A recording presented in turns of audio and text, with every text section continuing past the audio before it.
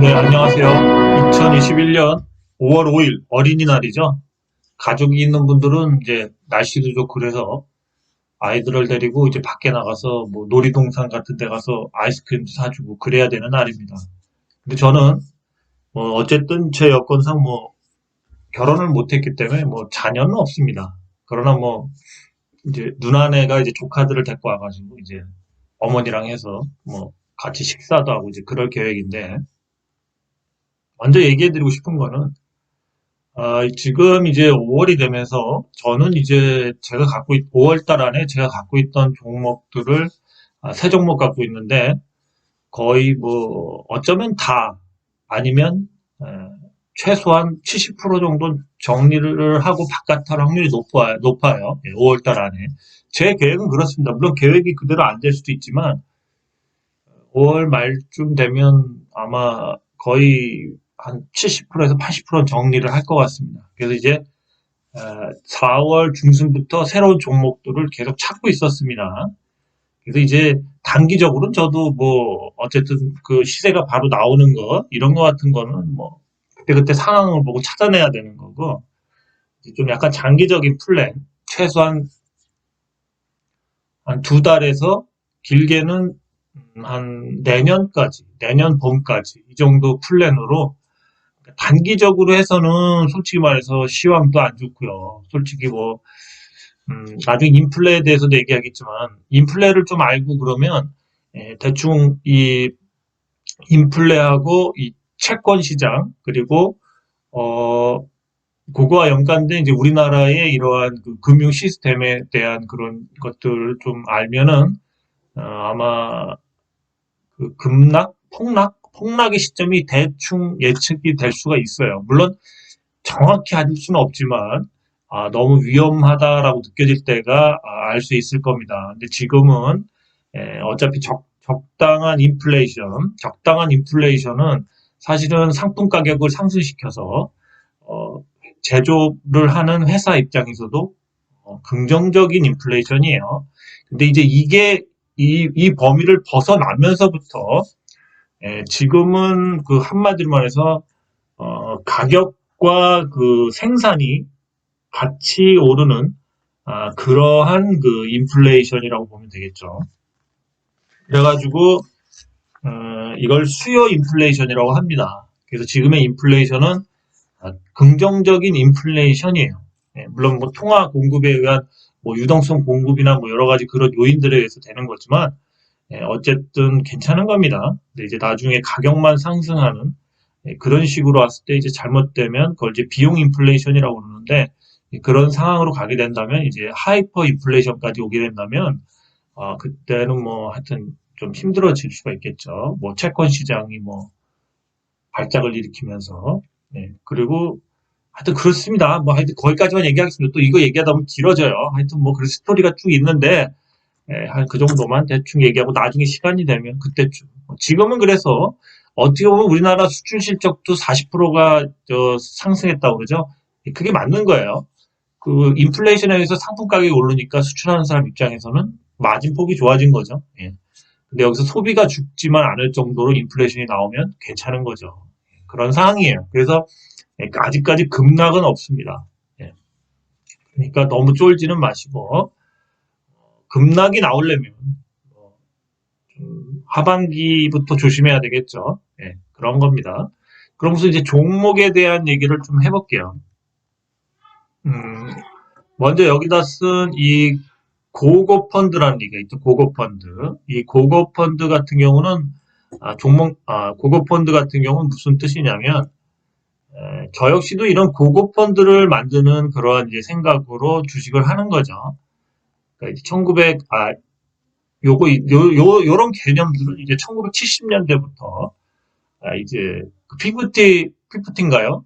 그, 그 주식들에 대해서 그 좋은 우량주들, 니프티 피프티죠.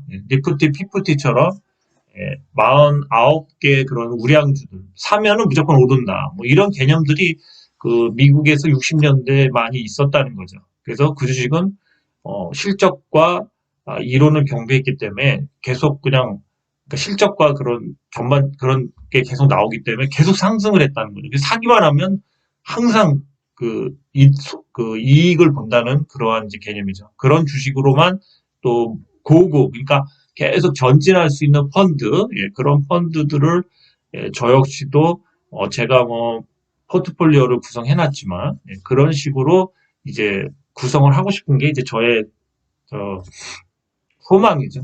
예. 근데 그게 쉽진 않죠. 저 역시도 지금 세 종목 중에서 예, 오르비텍하고 미래 ING는 그래도 제가 만족할 만한 수익은 아니지만 그래도 굉장히 좀 그래도 어느 정도 수익권에 있고요. 이제 원품물산 같은 경우 이제 백을 했죠 뒤로. 근데 이제 5월 달에는 다시 이제 갈 것 같아요. 이게 참 길어지네요. 유예되고 그러다 보니까. 근데 그렇게 되면 저는 뭐 이렇게 한마디로 제가 나름대로 구성했던 포트에서 손해보는 종목은 현재 원품물산이 좀 손해를 보고 있습니다. 사실대로 말해서. 근데 이제 5월 달이면 손해를 안 볼 것 같아요. 그래서 뭐 버티고 있는 건데 뭔가 자신이 확고한 게 있을 때는 버텨야 되겠죠. 그렇습니다. 그리고 이 개념주에 대한 얘기를 좀 해드릴게요. 개념주는 뭐냐면은 그러니까 스토리가 있는 주식이에요. 스토리가 있는 주식. 스토리가 있는 주식으로 미국 1968년부터 뭐 현재도 우리나라에도 이런 스토리가 있는 거 많이 유행하죠. 뭐 애들이 너무 없어서 출산 장려를 해야 된다 해서 그 유아용품 관련주가 오르고 뭐 그런 거예요. 그러니까 지금 같이 뭐 우리나라 케이팝이 흥행하니까 그 엔터주가 오르고 막 이런 것처럼 스토리를 만드는 거죠. 그래서 주식은 이 개념이 저는 좀 맞는 것 같아요. 그러니까 뭔가 아구가 딱 떨어지는 스토리가 있어야지 주가가 상승할 확률이 높습니다. 그래서 그 주식의 스토리를 찾아가는 면도 좀 있습니다. 그래서 뭐 제가 보는 뭐 여러 가지 그러한 기준 중에 이 개념주라는 그 개념이 있어요. 이 스토리 주식이죠. 그래서 이런 게 벌써 미국에서 1968년 막 이럴 때부터 테마주니 뭐니 이런 게 다 나왔어요. 그게 이제 우리나라에 와서 뭐랄까 2000년대부터 들어왔다고 그래야 될까요? 그렇죠. 그때부터 뭐 정치 테마주부터 많이 나왔죠. 예, 그런 식으로 그러니까 되게 어떻게 보면 진부한 원리들이에요. 그러니까 이제 고전적인 이론들인데 예, 그런 걸 갖고 이제 우리나라에서는 좀 우려먹는 거죠, 한마디로. 뭐 미국에서 선진적인 금융을 뭐 배워왔다 하면서 뭐 월가에서 뭐 어디 가서 좀 일한 것 같고 다 그런 애들이 다 뭐 운영사니 뭐 해서 유명한 운영사들 많죠. 뭐 미래에셋이나 뭐 예? 그런 사람들도 다 이제 이런 개념들을 이제 미국에서 옛날에 유행했으니까 이제 그런 걸 갖고 와서 이제 한마디로 뭐 일반인들을 현혹시킨 거지. 내가 봤을 땐 그게 큰 의미도 없어요. 어차피 근데 이런 미국에서 이런 개념주 같은 게 아주 오래전부터 태동했던 그 이론이죠. 그러니까 주식에 대해서 자꾸 나름대로 생각을 하고 발전해 온 거죠, 주식은. 그런 겁니다.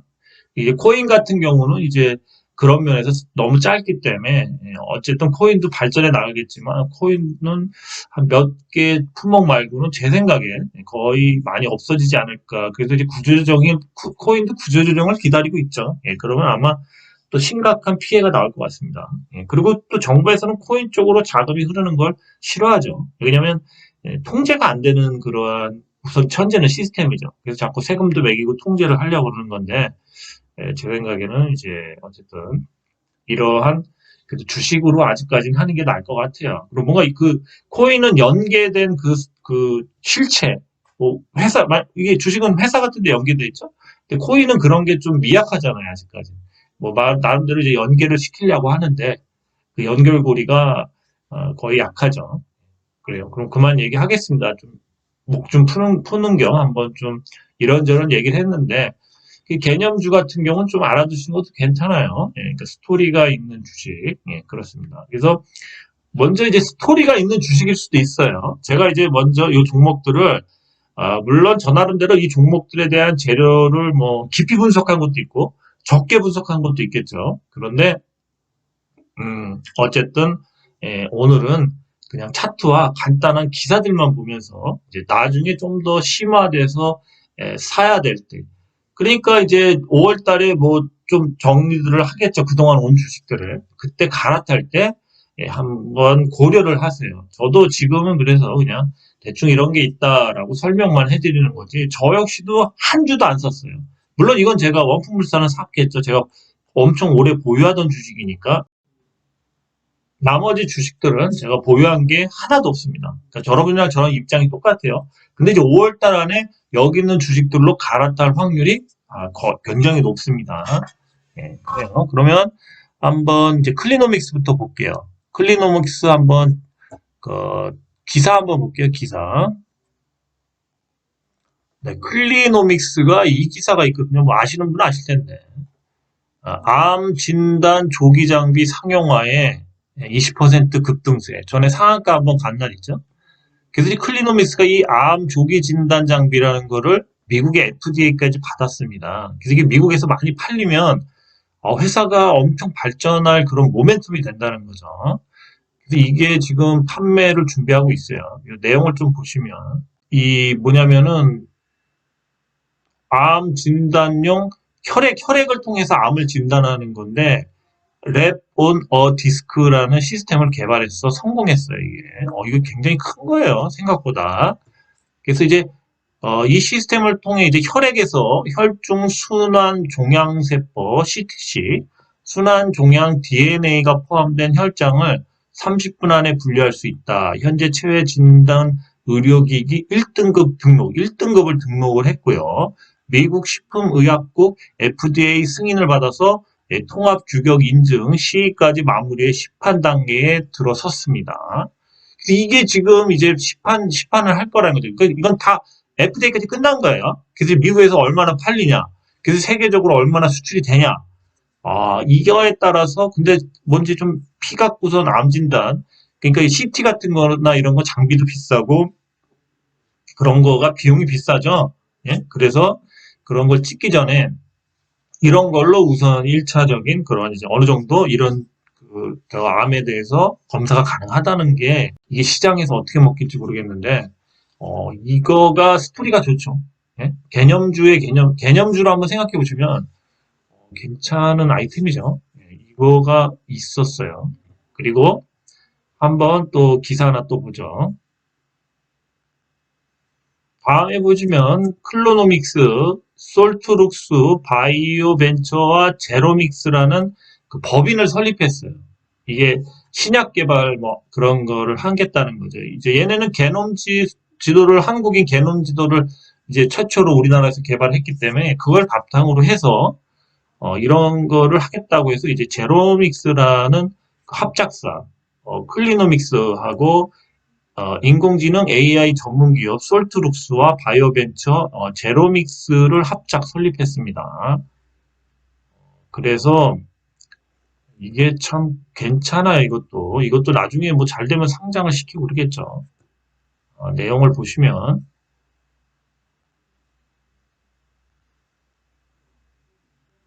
제로믹스는 다중오믹스는 어디죠? 클로노믹스죠. 클로노믹스는 다중오믹스하고 액체 생검이죠. 액체 생검. 그 몸에서 나오는 혈액이나 뭐 땀, 소변 이런 거, 척수 이런 거를 통해서 검사하는 거죠. 예? 그런 거에 아주 뛰어난 그 기술력이 있죠. 그래서 이제 제로믹스는 다중오믹스 기반의 인공지능 플랫폼 AIC를 구축하고 바이오 빅데이터 분석. 그러니까 얘네들이 빅데이터 분석을 아주 쉽게 할 수 있겠죠. 그런 개론, 우리나라에 대한 그 특징적인 DNA 그 유전체 이런 거 개발할 수 있는 이제 그런 기반이 있는 거죠. 통합할 계획이다. 이미 확보된 클로믹스의 암 관련 다즈노믹스 데이터를 통해 시간 기간과 투입을 절감. 이게 중요하죠. 이 시간이 지금 보면 암도 2000년대 후반부터 바이오 회사들의 주가가 상승했던 이유가 그거 아닙니까? 시작 개발을 하는데. 근데 뭐 최소한 약이 빨리 나와야 10년에서 13년, 뭐 아직도 뭐 연기되고 안 나오는 회사도 많죠. 근데 이제 이런 거, 그 빅데이터 분석을 해서 이 시간이 짧아진다는 거예요. 이 플랫폼이 엄청난 겁니다. 이런 게. 이런 플랫폼 회사가 살아남는 거예요. 미국도 지금 그 애플이니 지금 제가 이거 하는 구글 같은 데도 거의 플랫폼 회사들을 다 지향하잖아요. 그래서 이게 그 핵심이라고 산업의 핵심. 시간 단축. 시간이 많이 걸려서 앞으로 그렇게 큰 돈이 쓰이는데 뭐 15년, 10몇 년을 투자해서 시작이 나오면 뭐예요? 딴 게 또 나올 수가 있다. 지금은 시간 싸움이라고. 그래서 암과 각종 바이러스 감염증 관련 신약을 목표로 한다. 클리노믹스는 한국인의 표준 게놈 지도 작성. 이 게놈 지도, 한국인의 표준 게놈 지도 작성 엄청 큰 거예요, 이거. 유전자 변이체 데이터를 구축해 유전체 회사다. 그러니까 얘네가 이런 데이터가 있으니까 다음번에 코로나19 같은 게 나온다면 얘네 한국인에 맞는 그러한 감염병에 대한 그런 백신이라든가 치료제도 얘네가 빨리 나갈 수가 있겠죠. 그래서 이런 게 굉장히 큰 그 지식 산업이 되는 거죠. 이런 가치가 나중에 언젠가 한번 뜨면 얘네, 예, 근데 지금 시세를 줄 상황이 왔다. 이렇게 생각합니다. 그러니까 주가를 올려야지만 얘네도 어느 정도 주가가 몇 달 후에 올라서 증자도 하고 그래야 되잖아요. 솔직히 바이오 회사가 돈이 어디 있습니까? 투자도 받고 그래야 되겠죠. 그럼 주가가 좀 많이 올라가야 될 것 같아요. 그래서 지금이 시점이 딱 왔다. 예, 차트 한번 볼게요. 차트를 보시면 지금 이 차트에서 보시면 일봉, 예, 뭐 찍을 걸 다 찍었죠. 예, 주봉도 찍을 거 다 찍었죠. 월봉. 그래서 한번 표시를 해드릴까? 자, 찍을 가격을 찍었죠. 찍을 가격을 찍었어요. 찍을 가격을 찍었죠. 그 다음에 주봉을 봐도 누가 아주 정교하게 그리고 있어요, 지금. 찍을 가격을 다 찍었죠. 여기. 그죠? 찍을 가격 찍었죠. 5일선에. 그 다음에 한번 월봉을 보시면, 이거 그리는 사람이 좀 정교한 사람이에요. 지금 다 찍었어요. 찍었죠? 네, 물론 다시 밑으로 빼는 트릭이 나올 수도 있어요. 아침에는. 그렇지만, 이제는 이런 식으로 간다.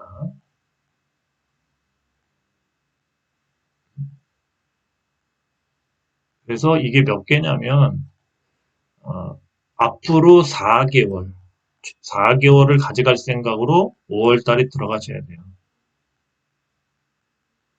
이렇게 작업을 하는 거는 좀 큰 세력이 그러니까 제대로 된 세력이 들어가 있는 거예요. 괜찮은 주식이 됐어요. 클리노믹스 한번 잘 고려해 보시기 바랍니다. 예, 차트상에도 녹아 있죠. 내가 이제는 정교하게 올리겠다. 정교하게 올리겠다. 물론 이런 데서 음봉을 하나 깔아줄 수도 있는데 음봉 없이 양봉으로 다 뺄 것 같아요. 예, 양봉으로 뺍니다. 클리노믹스였습니다. 예, 한번 그냥 대충 맛만 보세요.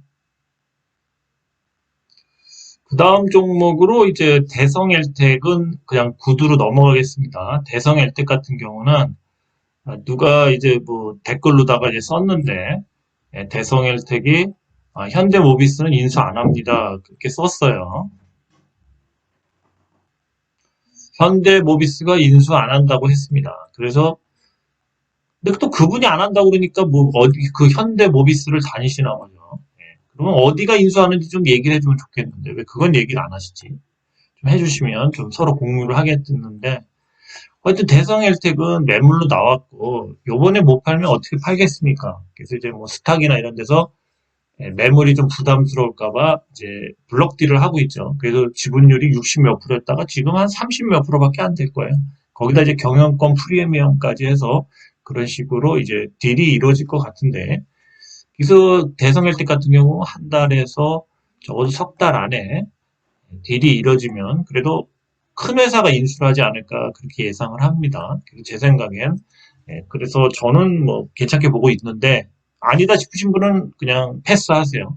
그렇네요. 어쨌든 현대모비스는 인수를 안 한다고 누가 얘기를 하니까 딴 데가 인수를 하겠죠. 차트상엔 좀 수상해요. 어쨌든 그렇고요. 그 다음에 이제 앞타머 사이언스에 대해서 한번 얘기해 보겠습니다. 먼저 앞타머 사이언스 기사 하나 보죠. 앞타머 사이언스는 이제 다양한 그런 파이프라인과 여러 가지 그런 그 플랫폼들이 있는데요. 그 중에서 제가 보는 그러한 좀 좋은 재료로는 이 코로나 치료제 요거에 대한 게 하반기쯤에 나오지 않을까 그렇게 생각합니다. 아무래도 빠르면 가을부터 이제 그 셀트리온부터 해가지고 코로나 치료제들이 뭐 많게는 한 20군데까지도 나오겠죠. 20군데. 20군데 정도까지도 나올 수 있고 뭐 적게는 10군데. 하여튼 많이 나올 것 같아요. 그래서 코로나 치료제가 이 중에서 강자가 나오겠죠. 근데 이제 그러한 뭔가 모멘텀으로 한 최소한 지금으로부터 한 5개월에서 한 6개월 정도를 바라보고 들어간다면 이게 괜찮을 것 같아요. 물론 이제 코로나 치료제가 나온 다음에는 그 다음에는 이제 주가가 떨어질 수도 있겠지만 그 전까지 이제 기대 심리에 의해서 많이 오를 그런 소지가 있죠. 이 코로나 치료제. 결국 우리가 이제 느껴야 될 거는 뭐가 있냐면요. 맨 처음에 이제 코로나에 관련된 의료 장비나 마스크주, 이 코로나19로 인해서 형성된 테마가 맨 처음에는 이 마스크나 또 아니면 뭐였죠? 의료기계, 산소호흡기라든가 환자 보호장치부터 여러 가지 그런 의료장비 위주로 굉장히 많은 시세들을 줬죠. 그 다음에 이제 백신 관련된 회사들 있죠. 그러니까 이제 뭐 미국의 백신 회사와 뭐 같이 우리나라에 유통을 할 수 있다던가 뭐 관련이 있다던가 이런 거에서 이제 백신 회사들이 엄청난 시세를 줬습니다. 거의 4배에서 5배씩 줬는데 우리나라는 이제 백신보다는 원래 백신을 만드는 게 저기 먼저 백신이 좀 생각했을 때 우리나라에서는 좀 수익이 안 된다 이렇게 봤나 봐요. 그래서 이제 정책적으로도 이 치료제, 코로나 치료제를 이제 많이 치중해서 이제 개발을 하고 있죠. 그래서 하는 회사가 많죠, 사실은. 그런데 우리가 여기서 이제 치료제 테마가 올 거예요. 그리고 치료제가 치료제만 개발한다면은 계속 급등을 할 거예요. 그리고 치료제 한다고 그랬다 지금 포기한 회사도 많거든요. 그래서 마지막 남은 코로나 대박주들이 이 치료제다. 치료제 테마다. 그렇게 봅니다. 근데 이제 다른 주식들, 특히 셀트리온을 비교해보면, 셀트리온 같은 경우, 주가가, 시총이 아무리 빠졌다고 그래도 지금 한 35조인가? 한 이 정도에서 왔다 갔다 해요. 그러니까 그 회사 자체가 볼륨이 크다는 거죠. 볼륨이 크다는 건 비탄력적이라는 얘기죠. 그럼 결과적으로 이런 앞타머 사이언스 같은 경우 시총이 자리야 2천억 내외라는 거죠. 그래서 이런 주식들이 뭔가 좀 탄력적으로 갈 수 있습니다. 탄력적으로 간다는 건 무슨 뜻이죠? 주가 상승할 그 여력이 높다는 거죠. 그래서 이 탄력적으로 갈 수 있는 주식을 공략하는 게 낫지 않나 해서 저는 이 앞타머 사이언스를 보유하고 길게는 5개월에서 7개월까지 이제 긴 여행을 떠나려고 합니다. 그게 맞는 것 같아요. 근데 뭐 아닌 것 같은 사람들, 그러니까 근데 단기간에 쇼업은 안 나와요. 그럼 이제 앞타머 사이언스 맞아 여기 기사를 조금 더 보면 이게 비유된 게 이거죠. 자사 코로나19 치료제 효능이 이 렘데시비르 대비 100배까지 우수한 항바이러스 효과를 확인했답니다. 확인했대요. 네. 그래서 이게 뭐 이제 임상 테스트 같은 걸 하고 있겠죠. 그러니까 뭐 이런 게 확인이 됐다니까 뭐 나오면 뭐 좀 좋겠죠. 그렇습니다. 그래서 저는 배팅을 하는데 셀트리온에 배팅할 수도 없고 그렇다고 또 다른 중대형 제약사도 만만치가 않아요. 근데 저는 앞터머 사이언스에 좀 생각이 있어요. 그렇습니다. 그렇다고 뭐 지금 한 주도 상관없어요. 사기 시작해야 되겠죠. 앞터머 사이언스 차트 좀 보겠습니다. 이게 앞터머 사이언스 차트인데요. 일봉을 봐도 이런 건 뭐라 그랬지 이런 거 한 방, 두 방, 세 방. 이게 굉장한 조정이라고 봐야죠. 한 방에다가 두 방에다가 세 방이죠. 엄청난 조정입니다. 바닥을 엄청 다지고 있죠. 주봉을 볼까요? 주봉도 역시 가격이 또 저점이죠. 월봉을 봐도 역시 저점이죠. 근데 여기서 어떻게 이렇게 더 밀어버릴까요? 저는 그러진 않을 것 같습니다. 이제 아직은 턴을 안 했지만 어느 순간에 턴을 하면서 클리노믹스처럼 이렇게 양봉으로 5일선 위에 올리는 날이 온다 이거죠. 그럼 이때부터 5개월간의 항해가 시작이 되는 거죠. 양봉으로 5개월. 그래서 아직은 앞타머 사이언스도 양봉이 나올 때까지 기다려야 되겠죠. 그래서 앞타머 사이언스를 5월 달에 매수한다면 한 적어도 6개월 정도는 이제 긴 항해를 해야 됩니다. 그런 걸 아십시오. 제가 지금 이런 긴 항해들을 얘기를 하지만 여러분들하고 겪어오면서 간단한 예로 오징어 같은 경우도 오징어 같은 경우도 이제 이번 달 안에 저도 정리를 하겠지만 어떻게 보면은 5달 정도의 긴 항해였어요. 그래야지만 잔파도는 많았죠. 이래야지만 그래도 수익이 극대화될 수 있다. 그죠? 수익이 극대화될 수 있다. 자꾸 이런 거를 해본 거를 경험을 삼은 거를 머리에다가 이렇게 박아두세요. 그래야 됩니다.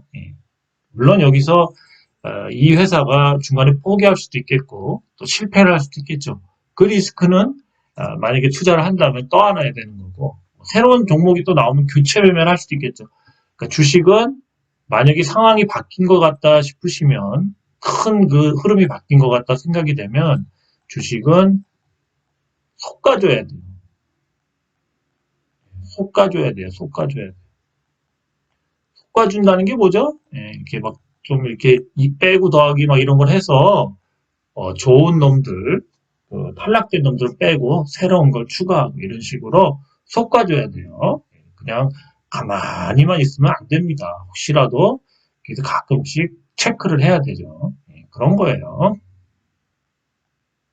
그 다음에 이제 동구바이오 제약도 한번 새로운 한번 차트 한번 볼게요.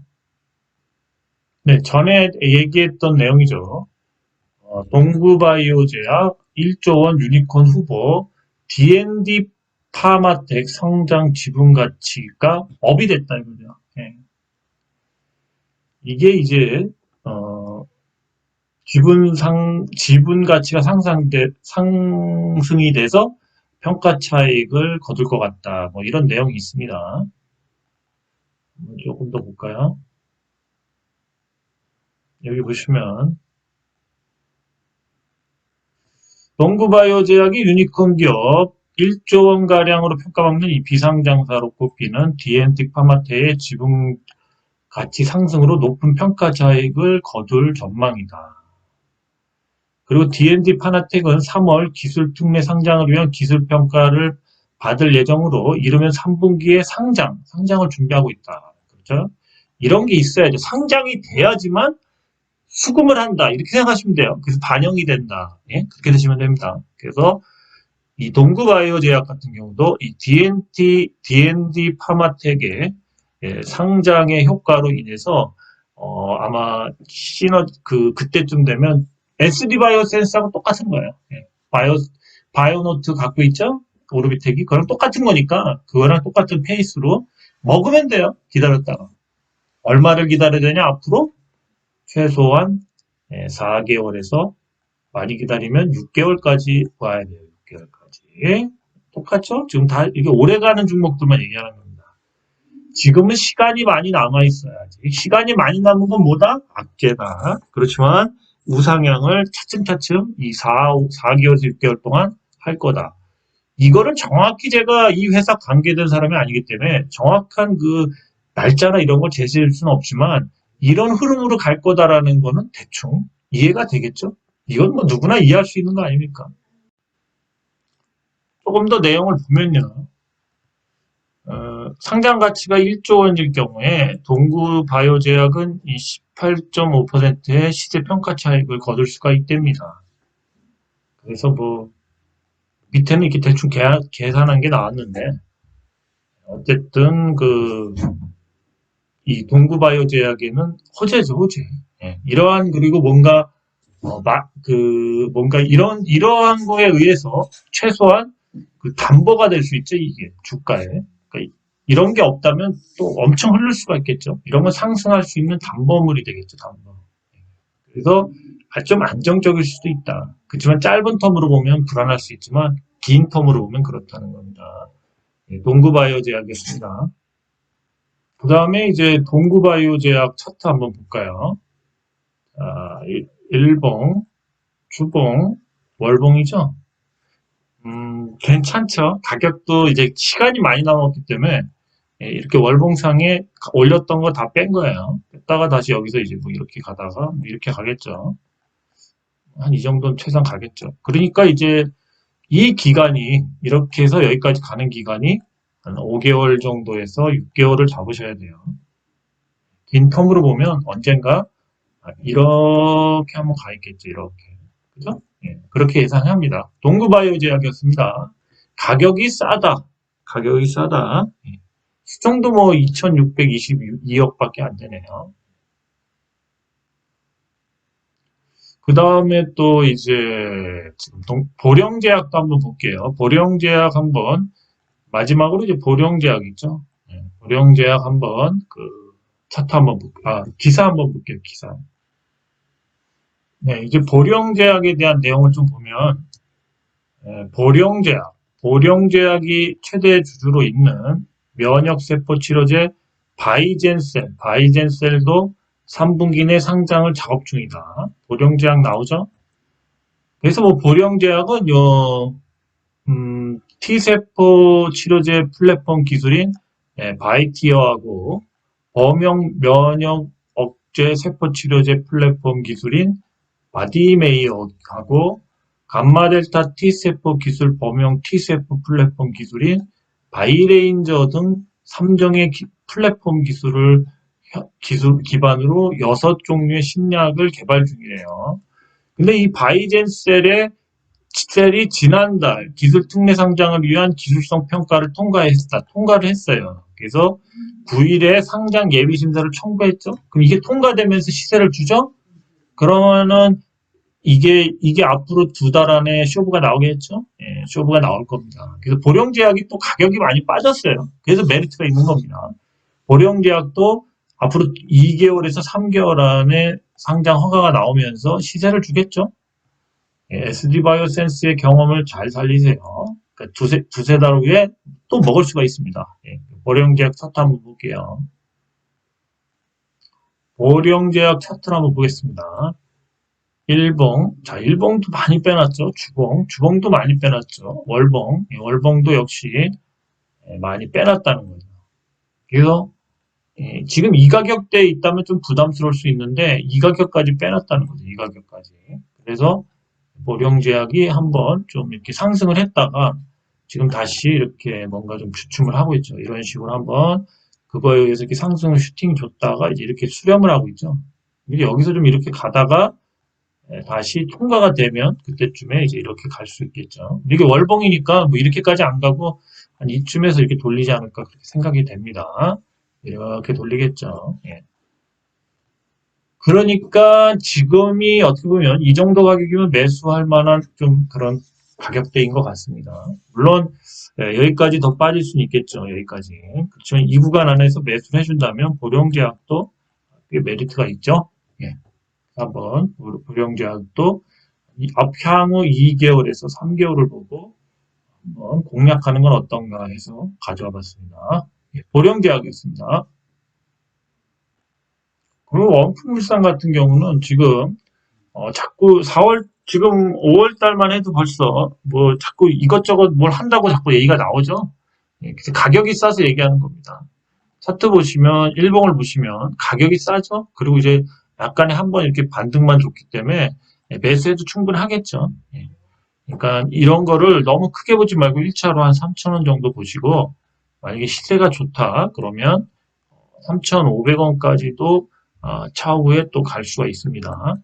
이런 식으로 보는 게 맞아요. 3,000원 보고 3,500원 보고 물론 중간에 3,000원 찍고 빠졌다가 또 다시 가고 이럴 수 있겠죠.